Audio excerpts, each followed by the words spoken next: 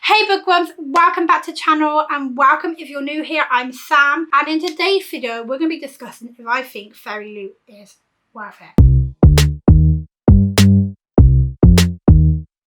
So I am in the same outfit as my last video because I'm filming a bunch of videos in one day. It's just easier. But yes, so is FairyLoot worth it? I'm going to be basing this on the edition and what they look like and if I read the book themselves. It's if I read the book. Jesus. So I've been getting FairyLoot now for 6 months. I have 6 books. I've just paid for my 7th book about 2 weeks ago. It hasn't come, that's July's one. It comes at the end of this month. So obviously we're not going to be including that one. We're just going to be doing it based on the 6 books I already have. So let's just jump straight into the video with the first book I received, which was in January. In the month of January, I received my first FairyLoot, which was Spice Road. Now this is absolutely stunning. The sprayed edges, the art inside, amazing, and then this is just absolutely beautiful. So when I received this one, I was more than happy. This is honestly stunning. This is one of my favourite FairyLoot books that I've got. This is probably in second place, but this is beautiful. So based on the edition for January, I would say yes, it was definitely worth it. This is exactly why I got FairyLoot, and I've actually read this one. So again, yes, based on the fact that I've read this and I really enjoyed it, I ended up giving this book a 4-star, but I think I'm going to bump it up to a 5-star because I haven't been able to stop thinking about it. In this book, this is following a girl who discovers that her brother is still alive and she wants to go out and find him. But obviously he's classed, I think it's a traitor because that's the right word for it, but he basically abandoned his army sort of thing, and he's apparently leaked information, so he's now classed as a traitor. So obviously those people want to go and get him and arrest him, but his sister wants to find him before that can happen. So she's sort of forced to team up with these people that don't really accept her as who she is. And it's an adventure, sans-rep, amazing book with so much action and twists that I honestly couldn't stop reading this. I was really surprised at how much I loved it because it didn't sound like my thing. But I love this book so much. So based on the book as well, 100% January was a really good month for FairyLoot. Then in the month of February, we got City of Nightmares. This one actually did definitely intrigue me based on the story, but let's just talk about this cover. First of all, the cover is absolutely beautiful. I think it's not too far off from the original one though, and I do like these sprayed edges. They're not as nice as January's one for Spice Road, but they are still really, really pretty. And for me, I'd say when you take off the dust jacket, this is when it's absolutely stunning. That's amazing. And again, we have such beautiful art in this book. So again, I was really happy with this book. So again, I was really happy with this edition. So I would say definitely worth it for the edition. And the story itself, again, I really, really enjoyed. I gave it a 4-star. We're following this cowardly girl who lives in this world where you can become your nightmare, and you've got gangsters and all of that sort of thing. One day she's on this boat, she's basically doing her job. I can't remember exactly what she's doing, but she's on this boat sort of thing that transports people to their island, and she finds herself kind of trapped with an actual nightmare, a man who is a sort of vampire. So now she has to face her fears. She's absolutely terrified because her sister actually turned into a giant spider and they had bad.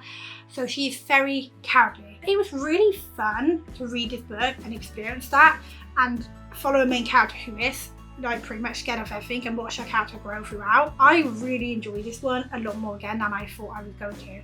So for February, I think that 100%, again, I was super happy with it. Definitely worth it still. So I'm really happy at this point. Then we have March.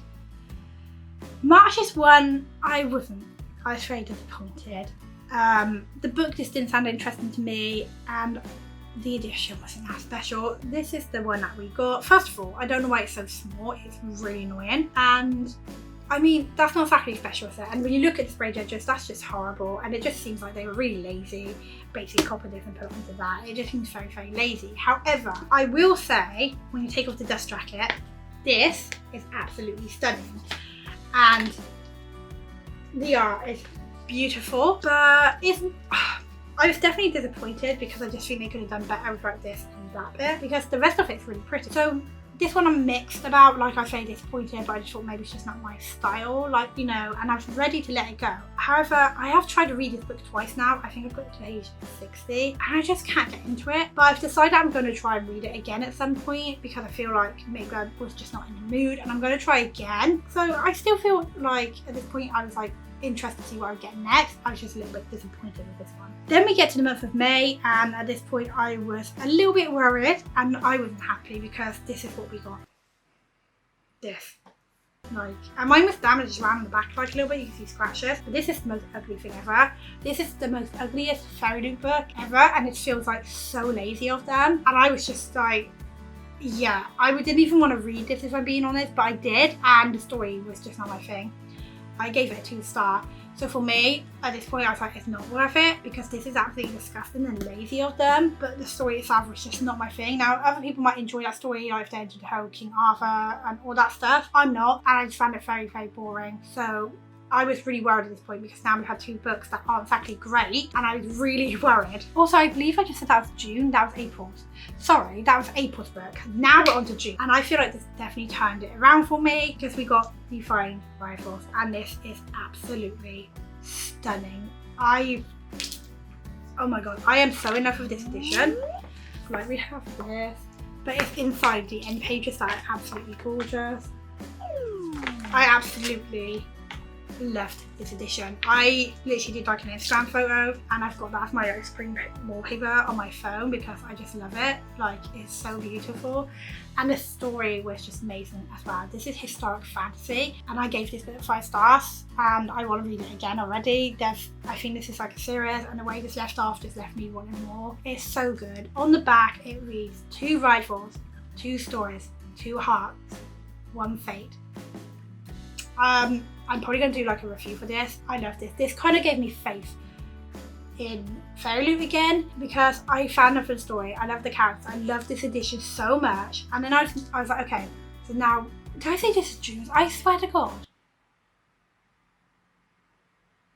Spice was January. February was City of Nightmares. March was Seven Faces Saints. April was Silver and the Bone. May was this one. I am so sorry. Just ignore me. Okay, now we're on to June. Now we've got it in order. Oh my gosh, like, what is wrong with me? So, I haven't read this one. This is June's, but let's just talk about the edition. This is really, really pretty. These braid edges, you know, they're not the best braid edges in the world, but they are much better than the Seven Faces Saint and Silver and the Bone. It does match the cover very well. On the back it says a duty to protect, a desire to kill, an impossible love. And then when we take this off, oh my god, the fan's on, so it's like just blowing it. Oh my god, how beautiful is that? That is stunning. And once again, we have really beautiful art inside the book. So I can't judge this based on the book itself because I've not actually read it, but based on the edition, 100%. This is literally why I get FairyLoot, because I want beautiful editions like this. I haven't read this, like I said, but I am really interested in the story and plan to try and read it this month if I can. Based on like the FairyLoot books that I've already got, do I feel like it's worth it? Am I going to continue it? I've paid for my July one and I'm waiting for that one to come, and I'm nervous. If this one comes and it's like a really rubbish edition, then I think that I would probably still keep going until the end of the year and then stop. However, right now I am happy to continue because the majority of the books, apart from 2, have been really beautiful and I've really enjoyed them. So I feel like the good weighs out the bad. Like, yes, we got 2 books that were really lazy of FairyLoot, and I just hope that they don't return to doing that. But the majority of all the books that I got have been absolutely stunning.